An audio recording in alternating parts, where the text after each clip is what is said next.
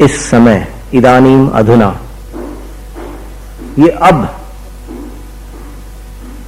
हमेशा रहता है।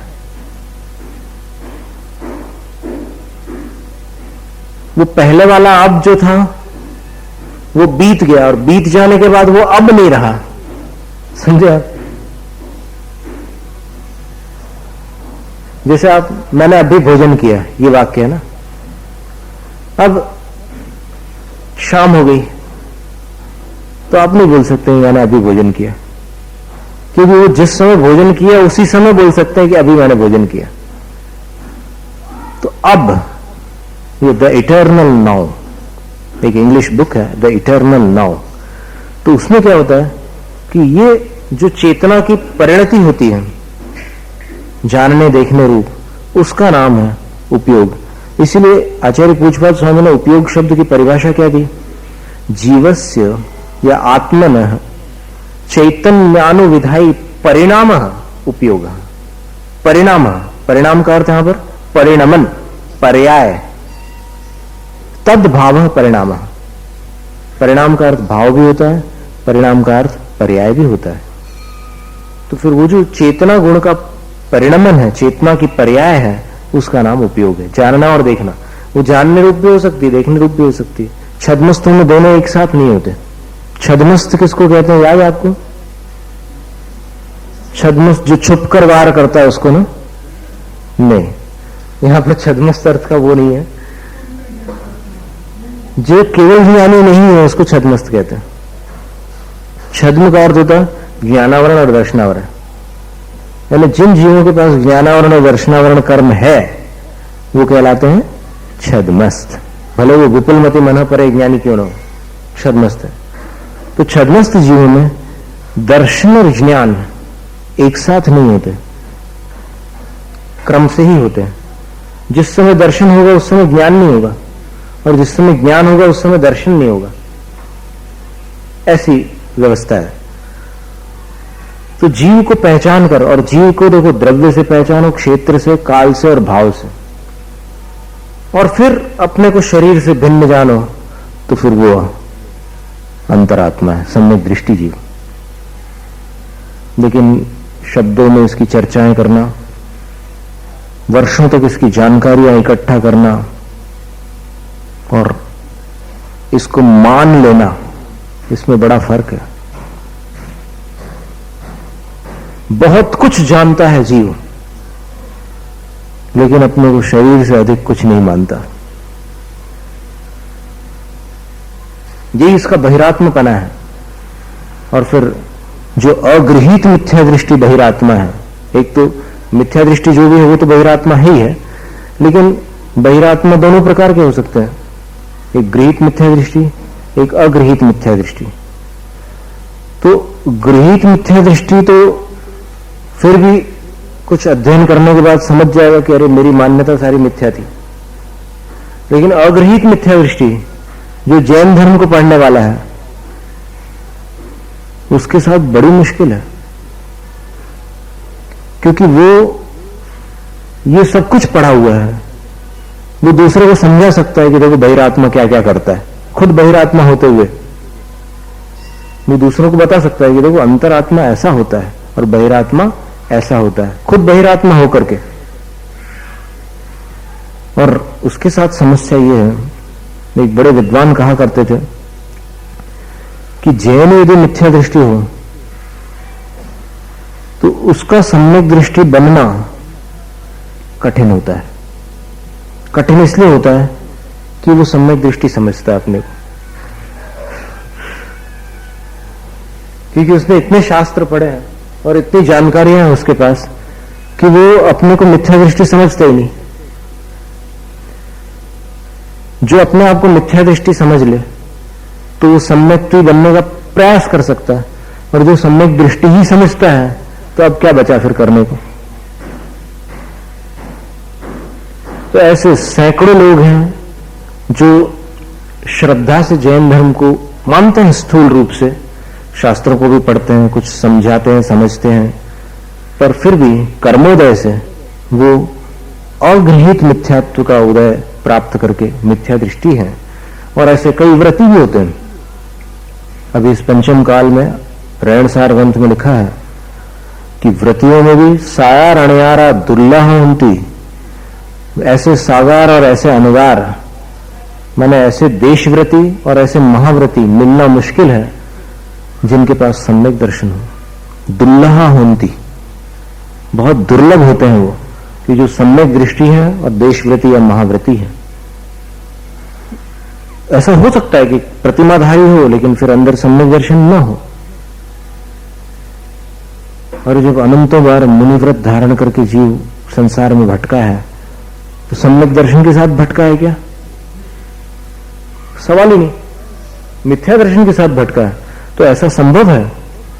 और इस काल में बहुत सारे व्रती, चूंकि उन्होंने व्रतों का पालन किया और कुछ बाह्य कष्ट सहन किया है, तो उसके प्रभाव से उनको देवगति तो मिलती है, लेकिन देवगति में भवनत्रिक के पर्याय में बहुत सारे लोग उत्पन्न हो जाते हैं।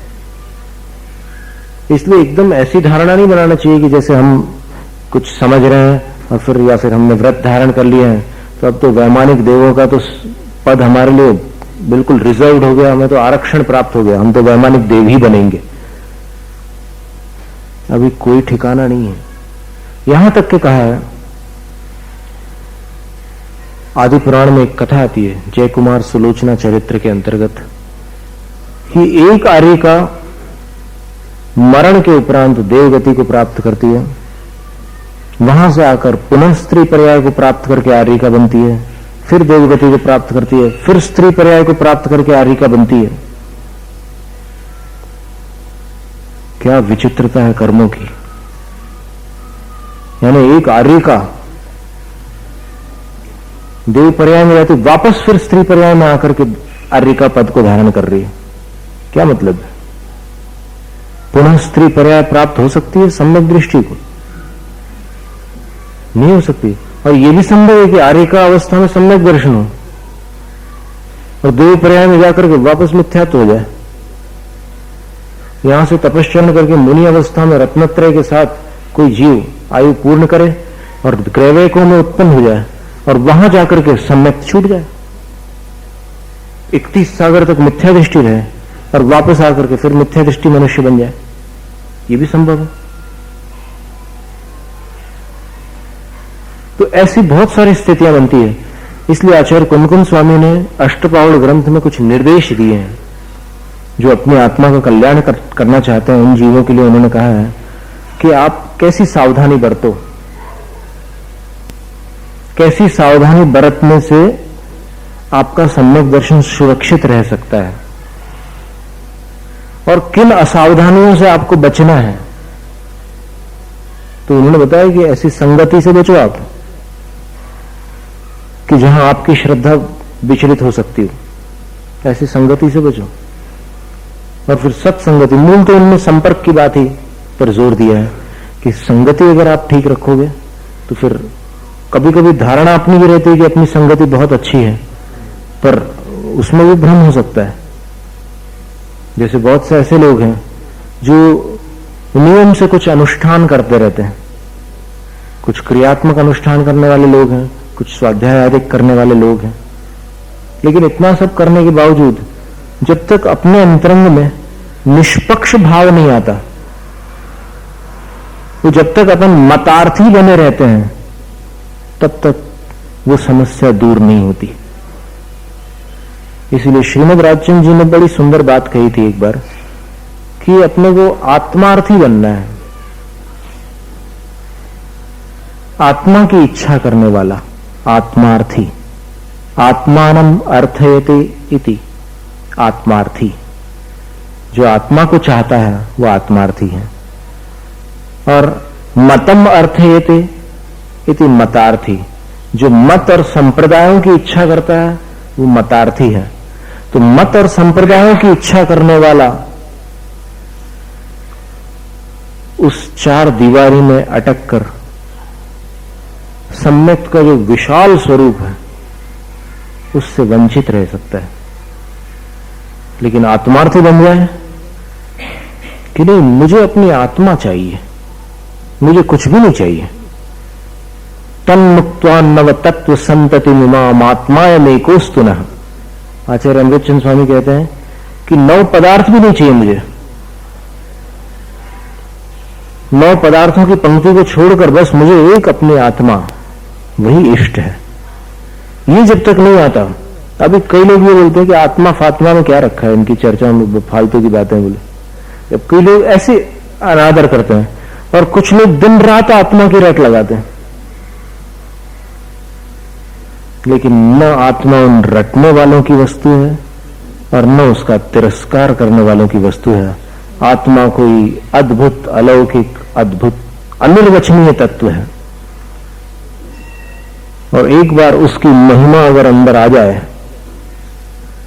तो फिर आत्मा शब्द सुनते ही साथ एक फरूरी सी आने लग जाती है, एकदम एक स्पंदन सा होने लग जाता है। जैसे कहीं किसी से बहुत समय बाद आप टेलीफोन पर बात करो, तो मान लो 25 साल पहले आपका क्लास फेलो रहा हो और आज बात कर रहे हैं आप, कैसा लगता है? एकदम रक्त का संचार बदल जाता है और आंखों में खुशी के आंसू आने लग जाते हैं और एकदम एक अलग सी अनुभूति होती है। बस आत्मा को समझने वाले की ये दशा बनती है। और फिर आगम के एक एक शब्द कितने वजनदार है, अपन बार बार सुनते हैं इसलिए महत्व घट जाता है, आदत पड़ जाती है सुनने की। और वही स्थिति नमोकार महामंत्र के साथ में होती है।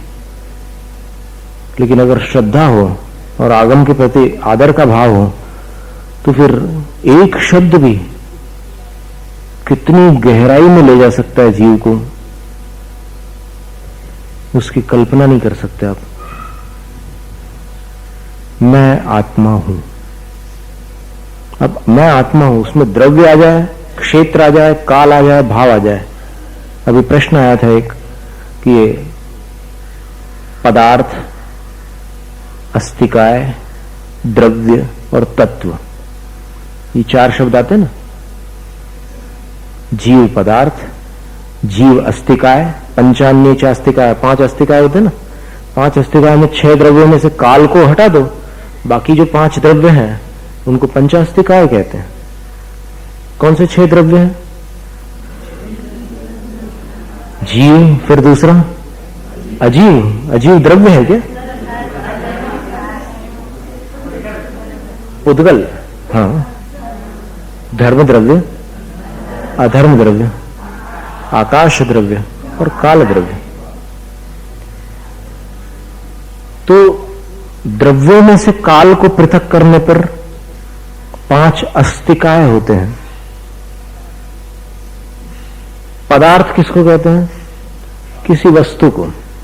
वसंती अनेके गुणा यस्मिन् तत् वस्तु, जिसमें अनेक गुणों का निवास होता है उसका नाम है वस्तु।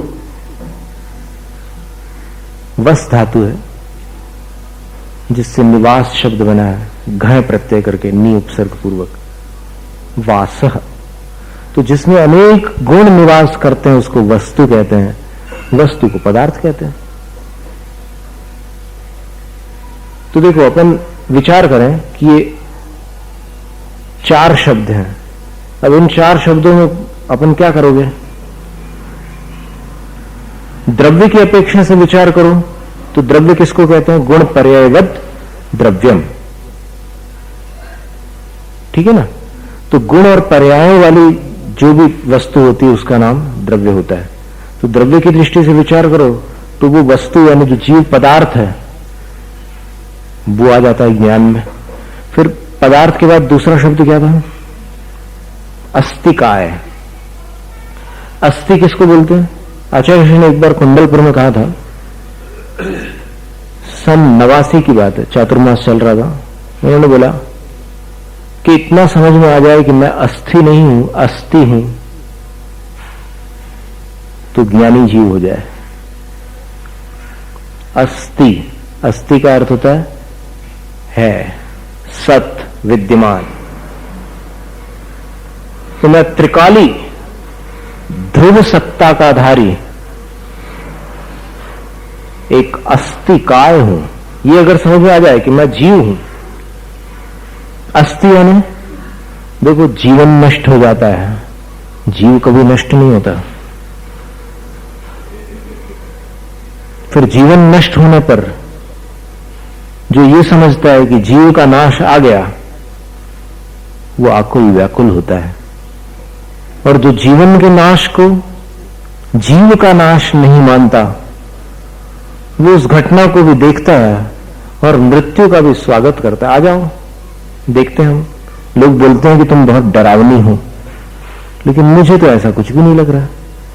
लोग कहते हैं कि तुम बड़े बड़ों को नष्ट कर डालती हो, लेकिन मुझे तो ऐसा प्रतीत नहीं हो रहा है, क्योंकि जिनेंद्र भगवान ने मेरा स्वरूप अविनाशी बताया है।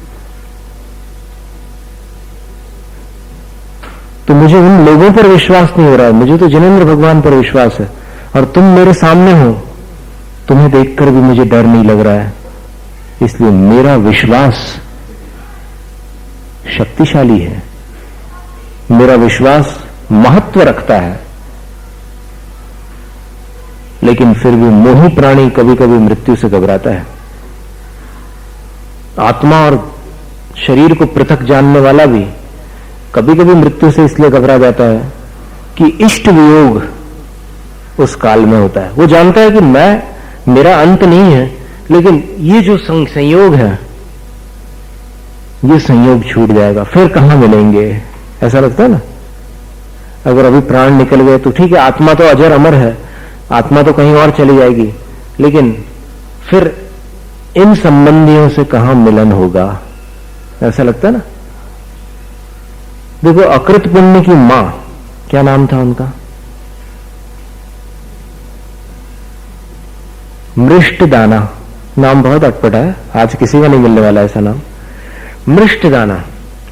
अब वो मृष्टदाना जब आर्यिका व्रत को धारण करके तपस्या करती है, वर्षों तक तपस्या करने के पश्चात जब संलेखना के समय शरीर शिथिल हो जाता है, तो शारीरिक शिथिलता के साथ यदि शरीर में कोई ऐसे तत्व रह जाए, कुछ मल का अंश या फिर कुछ ऐसे औषध आदि कोई भी ऐसे तत्व रह जाते हैं, तो फिर मन में शांति स्थिर नहीं रह पाती। उस समय क्या हुआ कि उनके मन में ये विचार आया, वो स्मरण आया कि दीक्षा के पहले एक छोटा बच्चा था मेरा, और वो बच्चा व्रत लेना चाहता था, नमोकार मंत्र पढ़ता हुआ जंगल से लौट रहा था, पर उसको शेर ने खा लिया। अभी वो देवलोक में है। तो ऐसी भावना उसके अंदर आ रही थी, स्मृति में वो सब बातें चल रही थी। और कभी कभी क्या होता है कि स्मरण करते करते अपन उसमें बह जाते हैं, कषायों में राग आ जाता है। तो उसके मन में आर्यिकावस्था में, संलेखना के काल में वो राग आ गया, और राग के कारण उसने अज्ञानतावश निदान कर लिया कि आगामी भाव में फिर से वो मेरा बेटा बने, मेरा पुत्र बने, मैं उसी की मां बनूं। अब देखो, मां बनूं माने वहां पर वो विवेक समाप्त हो गया कि सम्यक दृष्टि जीव को स्त्री पर्याय नहीं मिलती, लेकिन अब उसने मां बनने का निदान किया, तो पुनः मिथ्यात्व में जाना पड़ेगा। और ऐसे हुआ कि वहां से देवगति मिली, और देवगति के बाद फिर से स्त्री पर्याय प्राप्त हुई, और स्त्री पर्याय प्राप्त हुई तो फिर अकृत पुण्य उन्हीं का बेटा बनता है, धन्य कुमार। धन्य कुमार चरित्र चौमासे में चला था, सबको याद है, चेहरे खिल गए कुछ लोगों के, एकदम स्मृति। तो ऐसा होता है। तो जब ये राग भी बहुत खतरनाक है, इसलिए संलेखना में कहते हैं कि नहीं, मित्रों का अनुराग मत करना। धूल में साथ में खेले थे, रेत के महल बनाए थे, वो सब कितनी दुनिया की चीजें। क्या खाली जब दिमाग हो जाता है तो फिर कई पूरे जीवन के एक फ्लैशबैक आता है सामने संलेखना के समय। तो उस समय उसको संबोधित करते हैं, क्षपक को, साधक को, सावधान। कई बार संलेखनाओं में हमने संबोधन दिया है। कई बार गृहस्थ लोग जब मरणासन्न हुए हैं तो फिर उन्होंने हमें बुलाया है कि इनको कुछ उद्बोधन मिल जाए।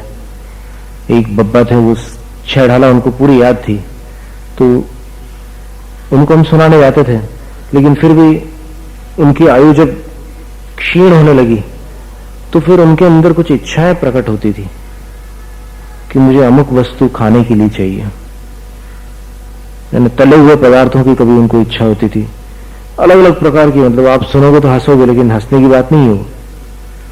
केले के कोफ्ते चाहिए या फिर अमुक प्रकार के भजिए चाहिए, ये सब इच्छाएं हो रही थी इनको। क्यों हो रही थी?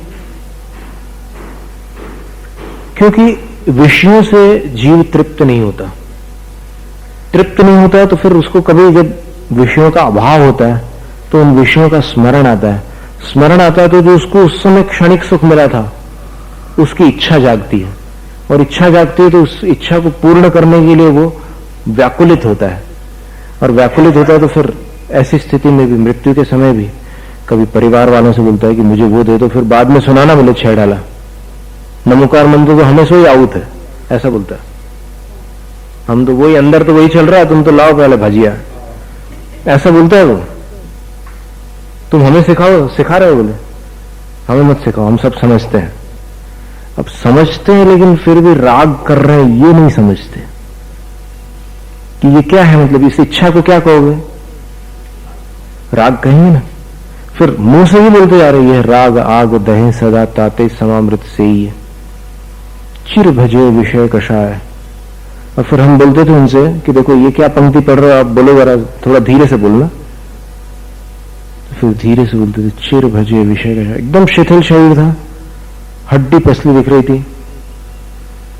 फिर हमने पूछा कि समझ में आ रहा है बब्बा कुछ, क्या क्या लिखा है पंडित जी ने? फिर बोलते थे कि हो महाराज समझ में तो आता है लेकिन कहाँ छूटता है, बोले राग, ऐसे बोलते थे। मैंने उनको ये बात समझ में भी आ रही है कि राग नहीं छूट रहा है।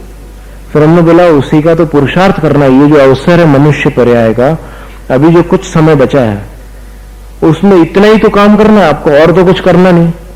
आपको लड़के बच्चों की तो चिंता नहीं करना, वो तो सब अपने काम पर लगे हुए व्यवस्थित है। और किसकी चिंता है आपको बताओ? अगर चिंता हो तो हम इनको बुलाकर बात करें आपसे।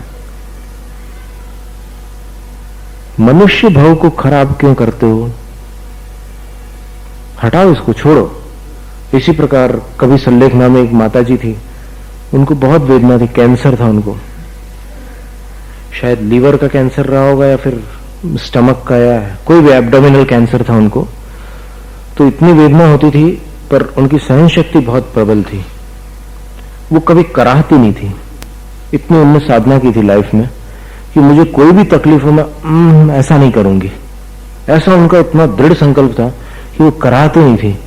लेकिन जब तकलीफ होती थी तो फिर उठ करके ऐसे बैठ जाती थी, और बैठती थी तो देखने वालों को समझ में आता था कि कितनी वेदना हो रही है उनको। तो फिर जब हमें संबोधन के लिए बुलाते थे तो फिर हम उनको सुनाते थे कि देखो छह ढाला की पहली ढाल में कितने कितने दुख इस जीव ने भोगे हैं। संसार में भटकते हुए कौन नरक नहीं गया, किसने तिरंज गति के जानवरों के दुख नहीं सहे। पक्षी बन करके भी कभी आंखें फूट जाती। कभी हमने अभी एक कबूतर देखा था अपने हिम्मतनगर में, तो कबूतर ऐसे बैठा हुआ था मंदिर के बाजू में, तो फिर हमें लगा कि इसकी आंखें क्यों नहीं है। एक तरफ से देखा हमने तो उसकी आंख थी नहीं, वहां पूरा अंदर गड्ढा था पूरा। फिर ऐसा लगा कि वो एक फाल्कन नाम का पक्षी आता है, वो कई बार जो कमजोर पक्षी होते हैं उनकी आंखें खींच करके खा जाता है। तो अब आंख न होना वैसे तो संभव नहीं है ना किसी प्राणी की, पंचेंद्रिय जीव है तो उसकी आंख न हो और गड्ढा हो, ऐसा कैसे संभव है? और जन्मांध जो होते हैं उनकी आंखें बंद रहती है, या तो फिर खुली रहती है तो दिखता नहीं है, लेकिन वो आंखें के जो यंत्र है वो तो रहता है बराबर, पर उसके तो अंदर से पूरा ऐसे निकाला हुआ दिख रहा था। कितना दुख हुआ होगा उसको उस समय। और कभी कभी जानवरों के शरीर में कीड़े पड़ जाते हैं, उस समय तो वो चिल्लाते हैं, भागते हैं, लेकिन अब कुछ कर नहीं पाते। और कभी कभी वो कीड़े टपकते हैं नीचे धरती में, ऐसे बिलबिलाते हैं। कितनी वेदनाएं होती है। एक बार एक पेशेंट को देखा था हमने, मढ़िया जी की बात है, हॉस्पिटल से वो यहाँ आया और फिर उनको कुछ संबोधन देना था। हमें बुलाने ले जाते थे लोग कि महाराज आप अच्छा संबोधन देते हो, चलो उनको कुछ अच्छी बातें सुना दो। तो ले आए वो। अब उनके कान के पास में एक छेद था और उसके अंदर से ऐसे कीड़े निकलते थे। आप कल्पना करके घबरा जाओ, कपकपी छूट जाए आपकी। और फिर क्या करते थे, ये उसमें ताड़पीन का तेल डालते थे, तो ताड़पीन का तेल डालने से वो कीड़े मरते नहीं थे, लेकिन ऐसे बाहर निकल करके निकल जाते थे, बाहर चले जाते थे। ऐसी ऐसी दशाएं इस जीवन में भोगी है संसार में, कर्मों के उदय में। शरीर की इतनी इतनी दुर्दशा हो जाती है कि उस वेदना को सुनकर के व्यक्ति कांप जाए। फिर वो वेदना भोग चुके हैं अपन संसार में भटकते हुए, अपन ने क्या नहीं किया ये विचारने की बात है। लेकिन भूल गए हैं, इसलिए आज अपने को लगता है कि नहीं, हमने बहुत कुछ नहीं किया, हमें तो उसका परिचय ही नहीं है। तो इस तरह स्थिति बनती है जीव की। तो फिर उसको संलेखना के समय और फिर ऐसे कष्ट के समय संबोधित करते हैं कि हे जीव, हे आत्मन, हम सब तुम्हारा हित चाहते हैं, तुम्हारी तकलीफ से हमें कोई आनंद नहीं आ रहा है, तो तुम हम लोगों पर नाराज क्यों होते हो? हम लोग तुम्हारी पूरी सेवा करने में तत्पर है, लेकिन एक बात हम आपको बताना चाहते हैं कि तुम इस राग से बचो। राग से बचना कठिन अवश्य है, लेकिन मनुष्य पर्याय में ये पुरुषार्थ किया जा सकता है, इसलिए इस अवसर को मत छोड़ो। संलेखना के समय एक बार हमने देखा था कि एक माँ जी थी, व्रतों का पालन भी किया था उन्होंने, और फिर उस दिन उनका उपवास भी था। तो उपवास के दिन प्राय ये देखा है कि अगर उसके मुंह में चम्मच भर करके पानी भी डालो, गला सूख जाता है, तो पानी डालो तो भी वो संकल्प इतना दृढ़ होता है कि वो शरीर के अवयव रुक जाते, बंद हो जाते हैं। पता नहीं क्या होता है उस समय कि वो पानी गले के अंदर नहीं उतरता। वो उपवास करने वाला व्रती चले अर्धमूर्छित जैसी दशा में भी होता है, तो भी उसके मुंह में पानी या अनार का रस या कोई ऐसी चीज डालो तो फिर उसकी संकल्प शक्ति पता नहीं कैसा चमत्कारी कार्य करती है कि वो चीज उसके पेट में नहीं जा पाती। अब ये उपचार करने वाले, सेवा करने वाले कभी कभी ऐसी करते हैं त्रुटियां, कभी कभी ऐसी भावना करते हैं कि नहीं, इसके गले में थोड़ा गीला आ जाएगा, पानी चला जाएगा तो फिर इसको राहत मिलेगी, लेकिन वो इतना दृढ़ संकल्प होता है। इसीलिए हम तो समझते हैं कि संलेखना, आदि संलेखना तो अपने आत्मबल पर टिकी हुई है, बाकी तो दूसरों की सेवा तो ठीक है, मिले या न मिले, कोई जरूरी नहीं कि सबका इतना पुण्य हो कि अंत समय में कुछ मिल जाए। कभी ऐसा भी हो सकता है कि शिखर जी की परिक्रमा लगाते समय या फिर कहीं और यात्रा के लिए जाते समय कभी गाड़ी खराब हो गई और पैदल चले जा रहे हैं, बीच में कुछ हो जाए। लेकिन फिर भी अपना जो आत्मबल है वो अपने इस जीवन में इतना बढ़ा लेना चाहिए कि अंत में अपना इतना आत्मविश्वास हो जाए कि नहीं, मुझे तो सफलता निश्चित मिलेगी। असफलता की आशंका भी अपने अंदर न रह जाए, इतने विश्वास के साथ। और इतना विश्वास सबके अंदर नहीं होता, वो तो फिर आत्मा और अनात्मा और परमात्मा को पहचानने पर वो शक्ति अंदर प्रकट होने लग जाती है। इसलिए आत्मज्ञान इस जैन मार्ग में सबसे महत्वपूर्ण बात है। जो समझते हैं कि हमारी क्रियाओं से उद्धार हो जाएगा हमारा, या फिर हम और जो कुछ भी कर रहे हैं उनसे हमारा बेड़ा पार हो जाएगा, उनको इस पर ध्यान देना चाहिए कि नहीं, इतने मात्र से नहीं, इतने मात्र से ग्रहवेग तक जा सकते हैं, लेकिन उसके ऊपर भी नहीं जा सकते, और सबसे ऊपर तो जाना बहुत दूर की बात है। इसलिए आत्मज्ञान बड़े महत्व की बात है। और उसी की बात हम कर रहे थे कि वो उन शब्दों को, आगम में कभी कोई शब्द आते हैं, कोई वाक्य आते हैं, तो फिर एकदम अंदर से आह्लाद उठ जाता है, एक लहर जैसी आती है कि क्या बात लिखी आचार्य महाराज ने, एकदम सुन करके आनंद आ जाता है कि ये बात इन शब्दों में बिना अनुभव के कोई लिख नहीं सकता था। अनुभवी के शब्दों की नकल करने पर वो तरंग नहीं आती, शब्द आ जाएंगे। इसलिए आप देखिएगा कि कभी कोई साधु और तपस्वी अपने अंदर से अनुभवों की बात करते हैं तो उसके समय, सुनते समय आपको कैसा लगता है, और कभी कोई माइक पर खड़े होकर इन्हीं वाक्यों को रिपीट करता है तब कैसा लगता है। तब लोग आपस में बातचीत करना प्रारंभ कर देते हैं। क्यों? क्योंकि उसकी बात में वो तरंग नहीं है, वो लहर नहीं है जो एक अनुभवी की बात में होती है। इसलिए यही बात, सारभूत बात यही है कि अपने को अनुभवी बनना है कि मैंने क्या क्या किया। देखो, मैंने मंत्रों की सिद्धियां की, यक्ष यक्षियों को मैंने अपने वश में किया, वशीकरण, सम्मोहन, उच्चाटन आदि कितने सारे तंत्र प्रयोग मैंने किए, लेकिन परिणाम क्या निकला? मैं अपने से दूर हुआ, और कई बार प्रभावना के चक्कर में भी व्यक्ति अपनी आत्मा से दूर चला जाता है। नहीं, ऐसी प्रभावना नहीं चाहिए जो अपने को अपनी आत्मा से दूर हटा दे। कोई आवश्यकता नहीं है। पंचम काल के अंत तक धर्म चलेगा। अब उसमें जो भी निमित्त हो वो केवल ज्ञानी जानते हैं। लेकिन मैं लीडर बनकर के प्रभावना का कर्ता बन जाऊं, कर्तृत्व बुद्धि बना करके आकुल व्याकुल हो जाऊं और अपनी आत्म शांति को गंवा बैठूं, तो जिसके पास खुद शांति नहीं है वो दूसरों को क्या शांति देगा? तो सच्ची प्रभावना किसको मानते हैं आप? उत्सव होने का निषेध नहीं कर रहे हम। उत्सव तो समय समय पर प्रजा के लिए अनिवार्य है। राजनीति में लिखा है कि हमेशा कोई ना कोई उत्सव होना चाहिए प्रजा में, अन्यथा प्रजा रूठ जाएगी राजा से। प्रजा को अच्छा नहीं लगेगा। कोई साधु आ जाए और फिर उनके सानिध्य में अगर कोई एक भी प्रवचन न हो, एक भी कोई कार्यक्रम न हो, तो फिर पब्लिक श्रद्धा तो छोड़ेगी नहीं साधु की, लेकिन पब्लिक के अंदर ये भाव आएगा कि कोई और भी साधु हमको कभी भविष्य में चौमासे में मिले। उसमें उद्देश्य क्या होता है? उसके अंदर कौन सा अभिप्राय छिपा हुआ है कि जिनके सानिध्य में हम लोग सब उत्सव पूर्वक धार्मिक किसी कार्य में, कार्यक्रम में सम्मिलित हो सके। ऐसी भावना आती है कई बार। लेकिन ठीक है, साधु अलग अलग प्रकार के होते हैं।